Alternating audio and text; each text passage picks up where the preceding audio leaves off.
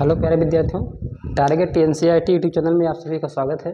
मैं सौरभ सर स्वागत करता हूं आप सभी का अपने YouTube platform target NCERT YouTube channel पर। प्यारे विद्यार्थियों, बहुत से बच्चों की डिमांड आई कि सर रेलवे ग्रुप डी और रेलवे एनटीपीसी के लिए जीके जीएस की थोड़ा सा बैच दे दीजिए हम लोग को, थोड़ा सा हम आप लोग के लिए रेलवे एनटीपीसी और रेलवे ग्रुप डी के लिए जीके जीएस की बैच लेकर के आए हैं। यह प्रश्न आपको प्रतिदिन पढ़ाया जाएगा हमारे यूट्यूब चैनल पर, टारगेट एनसीईआरटी यूट्यूब चैनल पर। आप सभी को वीडियो मिलेंगे लाइव, आप सभी लोग हमारे वीडियो देखना ना। आप सभी जो भी रेलवे ग्रुप की तैयारी कर रहे हैं, मैं केवल उन्हीं प्रश्नों को हल कराऊंगा जो प्रश्न रेलवे के किसी न किसी एग्जाम में पूछे गए हैं। तो मैं केवल रेलवे को टारगेट कर करके बैच आज शुरू कर रहा हूं, तो आप लोगों का सहयोग बहुत ज़रूरी है। उम्मीद करता हूं कि आप लोग हमारा पूरा सहयोग करेंगे, मेरा पूरा समर्थन करेंगे। अगर आप हमारे चैनल पर नए हैं, जो बच्चे चैनल को सब्सक्राइब कर लेंगे, आपको मैं प्रतिदिन जीके जीएस की वीडियो पढ़ाऊंगा और जीके जीएस के साथ साथ कभी कभार मैं बीच बीच में आप लोगों को मैथ की क्लासेस भी अवेलेबल कराऊंगा।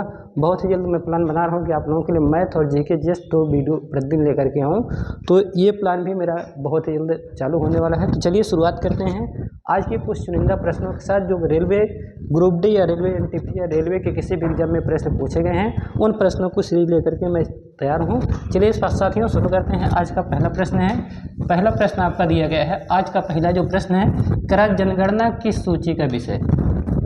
तो आप सभी लोग जानते हैं जो जनगणना होती है प्रत्येक 10 वर्ष के बाद जनगणना होती है। तो अगर हम लोग प्रश्न किया जाए कि जनगणना किस सूची का विषय है, तो हम बताएंगे जनगणना जो है संघ सूची का विषय है। प्रश्न आ गया कि जनगणना किस सूची का विषय है, तो जनगणना संघ सूची का विषय है। प्यारे विद्यार्थियों, अगर संघ सूची की बात करते हैं, तो अगर हम संविधान के बारे में बात करते हैं, संविधान में 12 अनुसूचियों का वर्णन है। 12 अनुसूची का वर्णन है संविधान में। इन 12 अनुसूचियों में 7वीं अनुसूची है, 7वीं अनुसूची। और साथियों 7वीं जो अनुसूची है, इसमें 3 सूचियों का वर्णन किया गया है। 3 सूचियों में कौन कौन सी सूची है? संघ सूची है, संघ सूची, दूसरा है राज्य सूची, और तीसरा है राज्य सूची, और तीसरा है समवर्ती सूची, समवर्ती सूची। तो साथियों अगर हम इसकी बात करते हैं संघ सूची की, तो संघ सूची मतलब उसमें ऐसे संघ सूची ऐसा विषय होता है जिसमें केंद्र सरकार कानून बनाती है। तो जिस पर केंद्र सरकार कानून बनाती है उसे संघ सूची का विषय कहा जाता है। उदाहरण के लिए अगर आप रेलवे की बात करते हैं, अंतर्राष्ट्रीय व्यापार की बात करते हैं, या अंतर्राष्ट्रीय बॉर्डर की बात करते हैं, या ये सब जो विषय होते हैं साथियों संघ सूची के विषय होते हैं। अगर संघ सूची में बात करें तो केंद्र सरकार के पास 100 विषयों पर, मतलब केंद्र सूची में, संघ सूची में कुल टोटल 100 विषय हैं। ऐसे बात करेंगे राज्य सूची में, तो राज्य सूची में 61 विषय हैं। और समवर्ती सूची की बात करेंगे तो समवर्ती सूची में टोटल 52 विषय हैं। राज्य सूची क्या होता है? राज्य सूची प्यारे विद्यार्थियों ऐसा विषय होता है जहाँ पे क्या होता है, राज्य सरकार कानून बनाती है। तो जब राज्य सरकार कानून बनाती है तो उसे राज्य सूची के अंतर्गत रखा जाता है। और समवर्ती सूची क्या होता है? जहाँ पर क्या होता है, संघ और राज्य दोनों मिल करके कानून बनाते हैं, उसे कहा जाता है समवर्ती सूची का विषय। यहीं पर अगर हम बात करेंगे राज्य सूची के अंतर्गत, जैसे उदाहरण कर दें कि पुलिस व्यवस्था जो है ये राज्य सूची का विषय है। समवर्ती सूची में शिक्षा का विषय हो गया, जनसंख्या नियंत्रण का विषय, जनसंख्या साथियों आप हो गए संघ सूची का विषय। तो अगर हम यही सब बात करते तो ये थी 12 अनुसूचियों में 7वीं अनुसूची है, जिसमें संघ सूची, राज्य सूची और समवर्ती सूची के बारे में कहा गया है। यहीं पर बात करेंगे तो जनगणना जो है संघ सूची का विषय है। अब प्रश्न आता है कि जनगणना कौन कराता है? तो जनगणना के लिए जनगणना आयुक्त होते हैं, और वही जनगणना आयुक्त क्या करते हैं, जनगणना कराते हैं। भारत में जनगणना की शुरुआत के बारे में, तो भारत में प्यारे साथियों सन 1872 ईस्वी में पहली बार जनगणना कराई गई थी। और ये जो जनगणना कराई गई थी लॉर्ड मेयो के द्वारा कराई गई थी। लॉर्ड मेयो के द्वारा भारत में पहली बार जनगणना सन 1872 में कराई गई थी। यहीं पर बात करते हैं नियमित जनगणना की बात जब करेगा, तो सन 1881 में भारत में पहली बार नियमित जनगणना हुई थी। और नियमित जनगणना जो कराई गई थी किसके द्वारा? लॉर्ड रिपन के द्वारा कराई गई थी, लॉर्ड रिपन। तो लॉर्ड रिपन ने क्या किया था, भारत में नियमित जनगणना करवाना शुरुआत किया था। तो नियमित जनगणना सन 1881 से चालू हुई। भारत में पहली बार जनगणना सन 1872 ईस्वी में चालू हुई। यहीं पर साथियों बात करते हैं, प्रत्येक वर्ष 11 जुलाई को विश्व जनसंख्या दिवस मनाया जाता है। विश्व जनसंख्या दिवस, जब प्रश्न आ जाएगा विश्व जनसंख्या दिवस कब मनाया जाता है, तो हम बताएंगे विश्व जनसंख्या दिवस 11 जुलाई को मनाया जाता है। तो साथियों ये था। अच्छा, एक और प्रश्न आता है, राष्ट्रीय सांख्यिकी दिवस। तो राष्ट्रीय सांख्यिकी दिवस कब मनाया जाता है, तो राष्ट्रीय सांख्यिकी दिवस मनाया जाता है, ये मनाया जाता है 29 जून को मनाया जाता है। अच्छा, 29 जून को क्यों मनाया जाता है? राष्ट्रीय सांख्यिकी दिवस 29 जून क्यों मनाया जाता है? क्योंकि ये जो राष्ट्रीय सांख्यिकी दिवस है, इस दिन पीसी महानोबेलिस का जन्म हुआ था।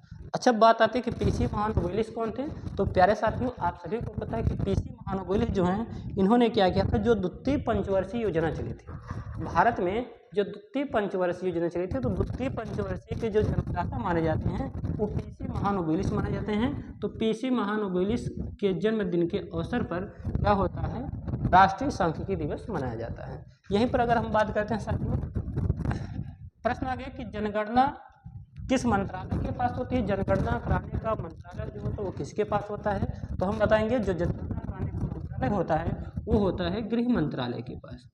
गृह मंत्रालय के पास, तो गृह मंत्रालय के पास जनगणना कराने का अधिकार होता है। कभी कभार प्रश्न पूछ लेता है कि जनगणना किस मंत्रालय के अंतर्गत आता है, तो हम बताएंगे कि जनगणना जो होता है गृह मंत्रालय के अंतर्गत आता है। तो साथियों ये था पहला प्रश्न आज का, जनगणना किस सूची के विषय था? तो जनगणना था संघ सूची के विषय। बहुत मजा आएगा साथियों, जुड़े रहिए आप हमारे साथ। हमारे यूट्यूब चैनल को सब्सक्राइब कीजिए अगर आप हमारे चैनल पर नए हैं, तो मैं ऐसे ही कंटेंट लेकर के आपके लिए प्रतिदिन आता हूँ। तो ये तो था पहला प्रश्न हम लोगों ने कंप्लीट किया। अब पढ़ाते हैं दूसरा प्रश्न। साथियों देखिए, दूसरा प्रश्न कह रहा है कि मछलियों के यकृत के तेल में कौन सा विटामिन पाया जाता है? अगर हम लोग मछली के यकृत के बारे में बात करें तो मछली के यकृत के तेल में कौन सा विटामिन पाया जाता है? ये साथियों इसमें पाया जाता है विटामिन डी पाया जाता है। प्रश्न आ गया विटामिन डी, तो विटामिन डी किसमें पाया जाता है? विटामिन डी जो होता है मछलियों के यकृत के तेल में पाया जाता है। हाँ, एक और जगह सूर्य का जो प्रकाश होता है उसमें भी पर्याप्त मात्रा में, सूर्य के प्रकाश में भी विटामिन डी पाया जाता है। तो सूर्य का प्रकाश हो गया, सूर्य के प्रकाश में विटामिन डी पाया जाता है। सूर्य का प्रकाश साथियों अगर हम लोग बात करते हैं प्यारे बच्चों, अगर हम लोग बात करेंगे तो सूर्य का प्रकाश विटामिन डी का स्रोत होता है। यहीं पर बात करेंगे अगर विटामिन डी के बारे में बात करेगा तो विटामिन डी की कमी से सूखा रोग होता है, सूखा रोग। ठीक है, अगर हम विटामिन के बारे में बात करना चाहते हैं तो विटामिन की खोज किसने किया था? तो साथियों विटामिन की खोज जो है फंक नामक वैज्ञानिक ने किया था। फंक नामक वैज्ञानिक ने 1912 में विटामिन की खोज किया था। तो फंक नामक वैज्ञानिक ने 1912 में विटामिन की खोज किया था। विटामिन डी का रासायनिक नाम क्या होता है? तो विटामिन डी का रासायनिक नाम होता है कैल्सीफेरॉल होता है, कैल्सीफेरॉल। अच्छा, अगर बात करेगा कैल्सीफेरॉल का काम क्या होता है, तो कैल्सीफेरॉल साथियों हड्डियों को मजबूत बनाता है। कहने का मतलब इसमें कैल्शियम की अधिकता पाई जाती है। विटामिन डी की कमी से सूखा रोग होता है, आप सभी को मालूम हो गया। सूर्य के प्रकाश में विटामिन डी पाया जाता है। फंक नामक वैज्ञानिक ने 1912 में विटामिन डी की खोज किया था। विटामिन डी का रासायनिक नाम कैल्सीफेरॉल है। अगर हम विटामिन ए के बारे में बात करेंगे तो विटामिन ए का रासायनिक नाम साथियों रेटिनॉल होता है, रेटिनॉल। और अगर विटामिन ए के बारे में बात करें, विटामिन ए की कमी से कौन सा रोग होता है? तो नेत्र दोष होता है, नेत्र दोष। ठीक है, नेत्र दोष होता है, जिसको कभी कभी रतौंधी रोग भी कहा जाता है, रतौंधी रोग। तो विटामिन ए की कमी से रतौंधी रोग। विटामिन ए का रासायनिक नाम क्या होता है? रेटिनॉल होता है, रेटिनॉल। यहीं पर बात करेगा विटामिन बी के बारे में बात करेगा तो हम बताएंगे विटामिन बी का रासायनिक नाम होता है, विटामिन बी का रासायनिक नाम थायमीन होता है। अगर हम विटामिन बी की कमी से उत्पन्न रोग के बारे में बात करेंगे तो विटामिन बी की कमी से कौन सा रोग होता है साथियों? तो ये होता है बेरी नामक रोग होता है, बेरी। तो विटामिन बी की कमी से बेरी रोग होता है। विटामिन सी के बारे में बात करें, विटामिन सी विटामिन सी के बारे में बात करेंगे तो विटामिन सी का रासायनिक नाम क्या होता है? स्कर्बिक एसिड होता है। स्कर्बिक एसिड इसका रासायनिक नाम होता है स्कर्बिक एसिड। अगर हम बात करेंगे विटामिन सी की कमी से कौन सा रोग होता है, तो आप सभी को पता है विटामिन सी की कमी से स्कर्वी रोग होता है, स्कर्वी रोग। साथियों मजा आ रहा है, सेशन बहुत शानदार है, बहुत अच्छा सेशन है। जुड़े रहिए आप हमारे साथ। चैनल पर नए हैं, चैनल जरूर करेंगे साथियों। इसी प्रकार की दमदार वीडियो पाने के लिए आप हमारे यूट्यूब चैनल को सब्सक्राइब कीजिएगा यदि चैनल पर नए हैं। चलिए अगले प्रश्न के बारे में बात करते हैं। कल से साथियों हम आपको और बेहतरीन तरीके से पढ़ाएंगे। आज थोड़ा सा हम स्पेस देना भूल गए प्रश्न में, तो इसलिए थोड़ा सा दिक्कत हो रही है। कल से ऐसी दिक्कतें नहीं आएंगी। कल से हम आपको बेहतरीन तरीके से और भी बेहतरीन तरीके से पढ़ाने का प्रयास करेंगे। तो ये प्रश्न क्लियर हो गया। अगला प्रश्न हमारा क्षुद्र ग्रह किन दो ग्रहों के बीच में पाया जाता है? साथियों अगर बात करते हैं क्षुद्र ग्रहों के बारे में, तो क्षुद्र ग्रह क्या होते हैं? बहुत छोटे छोटे ग्रह होते हैं जिनको ग्रह की श्रेणियों में नहीं रखा जाता है। अगर हम बात करेंगे क्षुद्र ग्रह, तो आप सभी को मालूम है क्षुद्र ग्रह बृहस्पति ग्रह और मंगल ग्रह के बीच में पाया जाता है। क्षुद्र ग्रह जो होते हैं दो ग्रहों के बीच में, बृहस्पति ग्रह और मंगल ग्रह के बीच में क्षुद्र ग्रह पाए जाते हैं। सौर मंडल में टोटल साथियों 8 ग्रह हैं। सौर मंडल में 8 ग्रह हैं, आप सभी को मालूम है। सौर मंडल में कुल 8 ग्रह हैं। अगर हम 8 ग्रहों के बारे में बात करते हैं तो बुध ग्रह हो गया, बुध ग्रह, शुक्र ग्रह, इसके बाद शुक्र के बाद आपको हो जाएगा पृथ्वी, पृथ्वी के बाद हो जाएगा मंगल, और मंगल के बाद हो जाएगा बृहस्पति, बृहस्पति के बाद हो जाएगा शनि, और शनि के बाद हो जाएगा अरुण, इसके बाद हो जाएगा वरुण। तो ये हैं 8 ग्रह जो सौरमंडल में पाए जाते हैं। हाँ साथियों यम प्लूटो जिसको कहा जाता है तो वो भी सौरमंडल का ग्रह था, लेकिन 2006 में यम को जो है ग्रहों की श्रेणी से हटा दिया गया, क्योंकि वो कक्षीय नियम का पालन नहीं करता था, इसलिए यम को ग्रह की श्रेणी से हटा दिया गया। अच्छा अगर बात करते हैं बुध ग्रह सौरमंडल का सबसे छोटा ग्रह है। यहीं पर बात करेंगे बृहस्पति ग्रह सौरमंडल का सबसे बड़ा ग्रह है। तो बुध ग्रह सौरमंडल का सबसे छोटा ग्रह और बृहस्पति ग्रह सौरमंडल का सबसे बड़ा ग्रह है। यहीं पर अगर हम बात करते हैं शुक्र ग्रह के बारे में बात करेंगे तो शुक्र ग्रह को क्या कहता है? सांझ या भोर का तारा कहा जाता है। हम शुक्र ग्रह की बात करेंगे तो शुक्र ग्रह को सांझ या भोर का तारा, सांझ का तारा, भोर का तारा, इसके बाद सुंदरता की देवी, सबसे चमकीला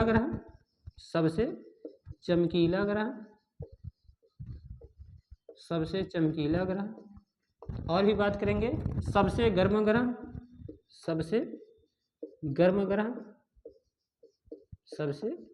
ग्रह। ये हैं शुक्र ग्रह की विशेषता है। जब कहेगा शुक्र ग्रह की क्या विशेषता, तो हम लोग बताएंगे शुक्र ग्रह को सांझ का तारा प्यारे साथियों कहा जाता है, शुक्र ग्रह को भोर का तारा कहा जाता है, शुक्र ग्रह को सुंदरता की देवी कहा जाता है, शुक्र ग्रह सबसे चमकीला ग्रह है और शुक्र ग्रह सबसे गर्म ग्रह है। तो ये था शुक्र ग्रह से संबंधित महत्वपूर्ण जानकारी। अगर यहीं पर बात करेगा किस ग्रह उपग्रह के बारे में बात करेगा, तो साथियों शनि ग्रह के पास सबसे ज्यादा उपग्रह हैं, सर्वाधिक उपग्रह। जब प्रश्न कहेगा सर्वाधिक उपग्रह किस ग्रह के पास है, तो हम बताएंगे शनि ग्रह के पास है। सबसे कम उपग्रह किसके पास है, तो हम बताएंगे बुध और शुक्र के पास। बुध और शुक्र के पास साथियों कोई अपना उपग्रह नहीं है। ठीक है, तो ये हो गया इनके पास सबसे कम उपग्रह हो गया। तो ये साथियों हो गया ग्रहों से संबंधित प्रश्न। इसके बाद बात करते हैं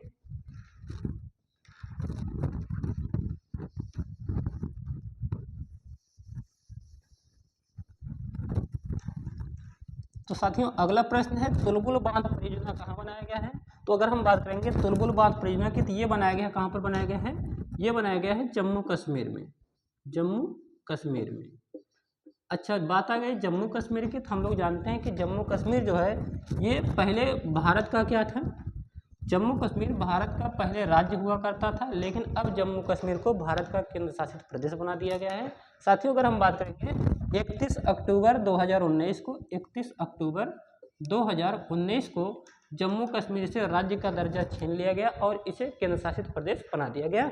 और जम्मू कश्मीर से धारा 370 अनुच्छेद 370 को क्या कर दिया गया, हटा दिया गया, क्योंकि अनुच्छेद 370 एक विशेष अनुच्छेद बनाया गया था जो जम्मू कश्मीर से रिलेटेड था, लेकिन 31 अक्टूबर 2019 को जम्मू कश्मीर से क्या किया गया, जम्मू कश्मीर से राज्य का दर्जा छीन लिया गया और अनुच्छेद 370 को बंद कर दिया गया।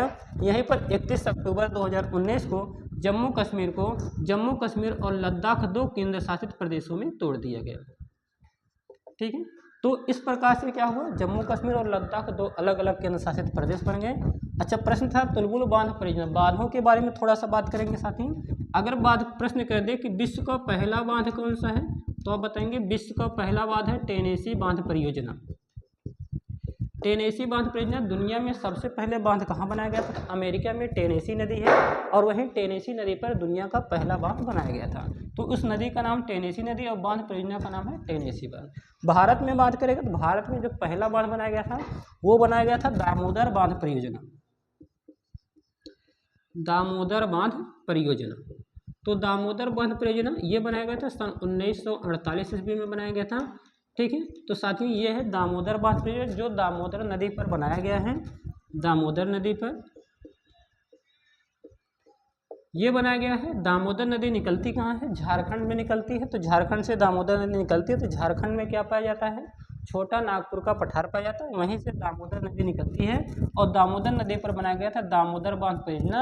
ये भारत की पहली बांध परियोजना थी। साथियों, अगर बात करते हैं तुलबुल बांध परियोजना, तो ये बनाया गया है कहाँ पे है, जम्मू कश्मीर में। और जम्मू कश्मीर के बारे में अगर बात करेंगे तो यहाँ पे तुलबुल बांध परियोजना झेलम नदी पर बनाया गया है। झेलम नदी पर, झेलम नदी पर साथियों तुलबुल बांध परियोजना बनाया गया है और झेलम नदी पर ही उरी बांध परियोजना बनाया गया है। उरी बांध परियोजना, ठीक है। अच्छा, अगर बात करते हैं जम्मू कश्मीर, तो ये जो साथियों जो कश्मीर है कभी कभार प्रश्न कर दे कश्मीर किस नदी के किनारे बसा है, तो हम बताएंगे कश्मीर जो है झेलम नदी के किनारे बसा है। अच्छा, झेलम नदी के द्वारा क्या होता है, तो साथियों झेलम नदी के द्वारा भारत में उलर झील का निर्माण होता है और उलर झील जो है भारत की सबसे बड़ी झील है। प्रश्न आ गया कि भारत की सबसे बड़ी झील कौन है, तो हम बताएंगे उलर झील है। उलर झील जम्मू कश्मीर की झील है। झेलम नदी का पानी उलर झील में जाता है, जिससे उलर झील का पानी हमेशा बदलता रहता है। इसलिए साथियों उलर झील जो है ये भारत में मीठे पानी की सबसे बड़ी झील है। साथ ही साथ अगर प्रश्न कहता है कि भारत की सबसे बड़ी झील कौन, तो हम बताएंगे उलर झील है। तो साथियों अगर आपको हमारी वीडियो पसंद आ रही है तो वीडियो को एक लाइक जरूर कीजिएगा, कमेंट कीजिएगा हाँ सर वीडियो अच्छी लगी है। हमारी वीडियो को साथियों पूरा देखिएगा, लोगों में शेयर कीजिएगा, ताकि आपके शेयर से हमें थोड़ा सा खुशी महसूस हो सके, क्योंकि जब हमारे चैनल पर सब्सक्राइबर बढ़ते हैं, व्यूज जाते हैं साथियों, बहुत खुशी होती है, बहुत ज़्यादा खुशी होती है। तो अगला प्रश्न देखिए फिर क्या करा है, करा अंतर्राष्ट्रीय महिला दिवस कब मनाया जाता है। साथियों आप सभी को मालूम है कि अंतर्राष्ट्रीय महिला दिवस जो है ये प्रत्येक वर्ष मनाया जाता है। और कब मनाया जाता है, तो अंतर्राष्ट्रीय महिला दिवस साथियों मनाया जाता है 8 मार्च को मनाया जाता है, 8 मार्च को। अच्छा, अंतर्राष्ट्रीय महिला दिवस 8 मार्च को मनाया जाता है। तो साथियों ध्यान देंगे, ये पहले अंतर्राष्ट्रीय महिला दिवस नहीं मनाया जाता था, लेकिन अंतर्राष्ट्रीय महिला दिवस अब 8 मार्च को मनाया जाता है, क्योंकि संयुक्त राष्ट्र संघ ने क्या किया था, 8 मार्च को अंतर्राष्ट्रीय महिला दिवस मनाए जाने की घोषणा की थी। कारण क्या था कि जो देश है या राष्ट्र है, सब में क्या होता है साथियों, केवल पुरुषों के योगदान नहीं होता, महिलाओं का भी योगदान होता है। तो महिलाओं के योगदान को देखते हुए क्या किया गया था, 8 मार्च को अंतर्राष्ट्रीय महिला दिवस मनाए जाने की घोषणा संयुक्त राष्ट्र संघ के द्वारा की गई थी। साथियों पहले महिलाओं को मतदान देने का अधिकार नहीं होता था, इसलिए न्यूजीलैंड ने क्या किया था, सबसे पहले महिलाओं को मतदान देने का अधिकार दिया था, न्यूजीलैंड। अगर प्रश्न आ जाए किस देश ने महिलाओं को मतदान देने का अधिकार दिया था, तो हम बताएंगे न्यूजीलैंड दुनिया का पहला देश था जिसने महिलाओं को मतदान करने का अधिकार दिया था। साथियों कभी कभार न्यूजीलैंड की राजधानी पूछ लेता है, तो न्यूजीलैंड की राजधानी है वेलिंगटन। वेलिंगटन ये है न्यूजीलैंड की राजधानी।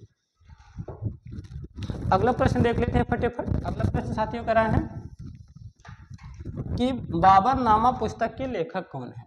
तो हम जानते हैं कि बाबर नामा पुस्तक के लेखक कौन है। तो आप सभी को मालूम होगा कि बाबर नामा पुस्तक के लेखक कौन है, बाबर हैं, बाबर। ठीक है, आप सभी को मालूम है बाबर कौन है। बाबर साथियों, इन्होंने जब बाबर नामा लिखा था तो इन्होंने बाबर नामा को तुर्की भाषा में लिखा था। किस भाषा में, तुर्की भाषा में। फिर क्या हुआ, अब्दुल रहीम खान खाना थे, अब्दुल रहीम खान खाना, अब्दुल रहीम खान खाना थे, अब्दुल रहीम खान खाना। इन्होंने क्या किया था, फारसी भाषा में। तो साथियों बाबर नामा जो पुस्तक है इसको बाबर ने तुर्की भाषा में लिखा था, लेकिन अब्दुल रहीम खान खाना ने इसे क्या किया था, फारसी भाषा में बाबर नामक पुस्तक का अनुवाद किया था। हम अगर बात करते हैं बाबर के बारे में बात करते हैं तो बाबर साथियों कौन थे, ये अफगान के शासक थे, भारत के शासक नहीं थे। इन्होंने सबसे पहले सन 1519 ईस्वी में 1519 में भारत में पहली बार आक्रमण किया था और यूसुफजाई जातियों पर इन्होंने आक्रमण किया था। तो 1519 में यूसुफजाई जातियों पर इन्होंने क्या किया था, अपना पहला आक्रमण किया था। और वहाँ पर भेरा और भटिंडा का जो क्षेत्र था, उधर भेरा वाला इलाका जो था उधर पाकिस्तान वाले लगभग क्षेत्र में, तो वहाँ पर इन्होंने विजय पाई थी। और फिर क्या होता, उस पर इनका क्या है, तो फिर भी उन्होंने कोई दिलचस्पी दिखाई नहीं थी भारत में। लेकिन हुआ क्या साथियों, हुआ ये कि एक व्यक्ति थे आलम खां, एक व्यक्ति थे आलम खां, आलम खां नाम के व्यक्ति थे। और कौन थे, आलम खां,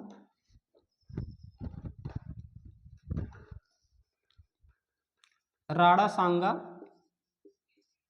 राणा सांगा। ठीक, इन्होंने क्या किया था, इन्हें क्या किया, भारत के लिए निमंत्रण भेजा। ठीक है, इन्हें भारत में युद्ध करने के लिए निमंत्रण भेजा। और किसके खिलाफ, इब्राहिम लोदी के खिलाफ, इब्राहिम लोदी। तो इब्राहिम लोदी के खिलाफ इन्होंने क्या किया, इब्राहिम लोदी को हराना चाहते थे। और इब्राहिम लोदी को हराने के लिए क्या किया गया था, बाबर को भारत में बुलाया गया था। लेकिन बाबर क्या कहते हैं, सन 1526 ईस्वी में भारत आते हैं, 1526 ईस्वी में। और यहाँ पर क्या करते हैं, इब्राहिम लोदी से युद्ध करते हैं। और ये युद्ध कहलाता है पानीपत का पहला युद्ध, पानीपत का पहला युद्ध। तो साथियों पानीपत का पहला युद्ध कब पूछा जाता है, तो पानीपत का जो पहला युद्ध होता है सन 1526 ईस्वी में होता है। किसके किसके बीच में होता है, तो बाबर और इब्राहिम लोदी के बीच में होता है, जिसमें इब्राहिम लोदी मारे जाते हैं। तो साथियों इस प्रकार से इब्राहिम लोदी दिल्ली सल्तनत के पहले राजा थे जो युद्ध में मारे गए थे। एकमात्र राजा दिल्ली सल्तनत के थे जो युद्ध में लड़ाई करते समय मारे गए थे। बाकी कोई भी राजा लड़ाई करते हुए मारा नहीं गया था दिल्ली सल्तनत के बारे में अगर हम बात करते हैं। और भी लड़ाई इन्होंने लड़ी थी सन 1527 में, 1527 में खानवा का युद्ध लड़ा, खानवा का युद्ध। और जो खानवा का युद्ध हुआ था बाबर और राणा सांगा के बीच हुआ था, खानवा का युद्ध, जिसमें राणा सांगा की पराजय हुई थी और राणा सांगा मारे गए थे और बाबर जो है बाबर की विजय हुई थी। इसी प्रकार से बाबर ने सन 1528 में 1528 में चंदेरी के युद्ध लड़ा था। तो चंदेरी के युद्ध किसके साथ लड़ा गया था, मेदिनी राय के साथ लड़ा गया था, मेदिनी राय। तो मेदिनी राय के द्वारा क्या किया था, मेदिनी राय युद्ध में पराजित हो गए थे और बाबर की विजय हुई थी। और इनका जो लास्ट आक्रमण था वो सन 1529 ईस्वी में था। 1529 ईस्वी में ये लड़ा गया था घाघरा का युद्ध, घाघरा का युद्ध। और जो घाघरा का युद्ध था किसके खिलाफ लड़ा गया था, अफगानों के बीच लड़ा गया था। तो बाबर और अफगानों के बीच लड़ा गया था, उसमें भी बाबर विजय हुए थे। तो ये था साथियों बाबर से संबंधित कुछ महत्वपूर्ण प्रश्न। इसके बाद बाबर के जो शासन के इनके पुत्र थे, बाबर के पुत्र थे हुमायूं, जो क्या थे बाबर के मरने के बाद राजपाट संभालते, मतलब इनके वारिस थे बाबर के। अगला प्रश्न देख लेते हैं साथियों, कह रहा है प्रश्न है कराए कि सौरमंडल का सबसे चमकीला ग्रह कौन। हमने ये प्रश्न आपको ऑलरेडी बता दिया कि सौरमंडल का सबसे चमकीला ग्रह शुक्र ग्रह है। आप सभी लोग इसको जानेंगे कि सौरमंडल का सबसे चमकीला ग्रह शुक्र ग्रह है। प्रश्न है कि बिंदुसार किस वंश का शासक था। तो साथियों बिंदुसार जो थे ये मौर्य वंश के शासक थे, मौर्य वंश के शासक थे। साथियों अगर हम मौर्य वंश के बारे में बात करें तो आप सभी लोग जानते हैं कि मौर्य वंश जो था, मौर्य वंश की शुरुआत किसके द्वारा हुई थी? तो मौर्य वंश की शुरुआत हुई थी चंद्रगुप्त मौर्य के द्वारा, चंद्रगुप्त मौर्य। तो चंद्रगुप्त मौर्य ने मौर्य वंश की शुरुआत की थी, ठीक है। और मौर्य वंश की स्थापना में कौटिल्य चाणक्य का सबसे बड़ा योगदान था, आप सभी लोग जानते होंगे। तो चंद्रगुप्त मौर्य ने मौर्य वंश की नींव रखी थी। इसके बाद इसके चंद्रगुप्त मौर्य के पुत्र रहते हैं बिंदुसार, इसके बाद चंद्रगुप्त मौर्य के बाद शासन सत्ता बिंदुसार के हाथों में आती है। और बिंदुसार क्या करते हैं? बिंदुसार के बाद यहाँ का शासन कौन संभालता है? सम्राट अशोक। और यहाँ का जो अंतिम शासक थे बृहद्रथ थे,